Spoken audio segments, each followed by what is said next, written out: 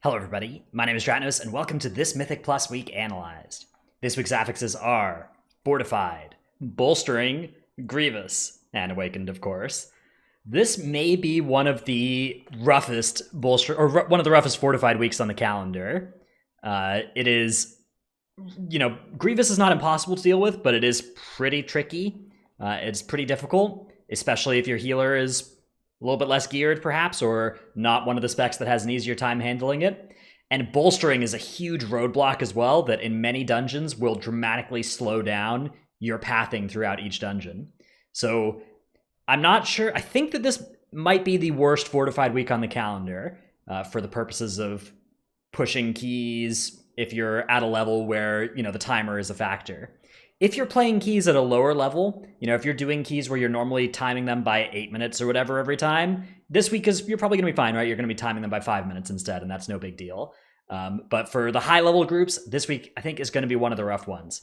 If you're interested, I already have a video where I go through each dungeon with my routes for the dungeon that week, talking about, what the important enemies are in each of them.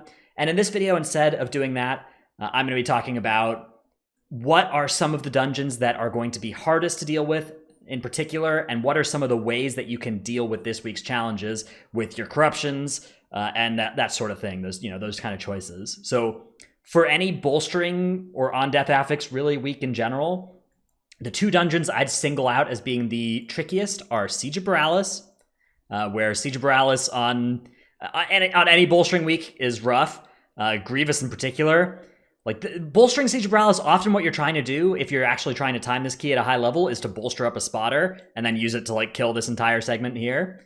But with Grievous active, that means that you're staying in combat for a really long time, and that really taxes your healer's mana.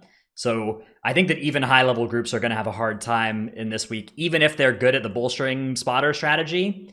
And if you're not doing that strategy, I think the dungeon is really rough either way. So I think that maybe some high-level groups are going to do this key effectively when we get to bolstering Skittish instead of bolstering Grievous.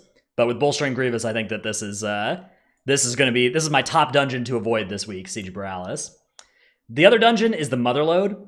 Motherlode with bolstering, there's just a lot of enemies in this area that are good and efficient to kill, but are very different health totals than each other. So, you're looking at these laborers, for instance, that are part of these normally lucrative pulls, and if you fight them, you're very likely to put a lot of bolstering stacks onto a peacekeeper or onto a hired assassin or whatever.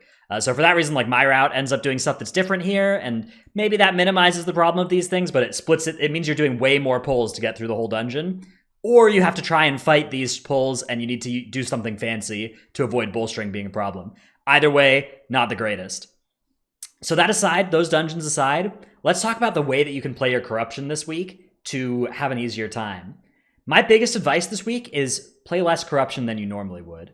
With Grievous active, one hit from an eyeball, one thing from beyond connecting with you, represents a lot more damage than it normally looks like it would, right? You get hit by an Eye of Corruption for 20% of your health, that's normally no big deal. The healer can get to you whenever. This week, that starts Grievous ticking on you, and that means that it actually often will represent a lot more damage than just that 20% of your health that the eye did from that Grievous wound. So be careful of that. Playing, sub 40 if you're used to playing sub 60, maybe even considering going sub 20 for some dungeons, especially if you're playing with a healer that's not a Resto Druid and doesn't have a great time dealing with Grievous naturally. That is, I think, one thing that is worth trying out this week. The other thing to think about is what corruptions you're using. I wouldn't say to avoid Twilight Devastation because of bolstering. In fact, I think that bolstering is not the worst affix for random Twilight Devastation. I'd say that's more bursting even, where random Twilight Devastations can kill your group. But switching your corruptions from stuff like Twilight Devastation to stuff like Versatile this week, if that's close for your spec, is something that's worth considering, because Versatiles come with those defensive benefits as well. They'll increase your healing, they'll reduce your damage taken, and they'll affect your damage in a reliable way, rather than the somewhat unreliable Twilight Devastation, where bolstering is really an affix that rewards your damage being reliable. By the way, if you are a Resto Druid in particular, I would check out my friend Growl's YouTube channel. I'll have a link in the description below. He's been starting to make weekly videos talking about what to do as a Resto Druid each week. I think that's a really useful resource if that is the spec you play. It does have, corruption suggestions for that spec in particular as well. So really cool thing to check out that I'll have in the description below. Other than that, besides the obvious benefits of Resto Druid, this is a good week for any spec that can assign its damage, intentionally rather than randomly. If you just have some kind of big AoE burst, something like an Unholy Death Knight, even stuff like Fire Mage with Ignite Spreading, Bolstering can be a lot trickier than if you're playing with stuff like Beast Mastery Hunters that can really choose between whether casting their multi-shots or their kill commands, and by doing that, assigning their damage to every target in proportion to their health, which is a really good thing to do this week. So it's not necessarily something, I wouldn't change what people you bring, but just be aware of whether your group is one that is able to pull off something like, something like this pull here, right? Are you going to be able to do this pull without killing these off-duty laborers? Or do you need to do something like CC these guys, pull these off-duty laborers away, kill them first? Or do you need to do something like not pull these things and instead do what my expert route does or my weekly route does and just, avoid this section of the dungeon entirely? That's the kind of decision making that you need to make based on which players you're bringing to your group this week. Anyways, I hope you found this video helpful. I hope you enjoy these weekly little analysis videos.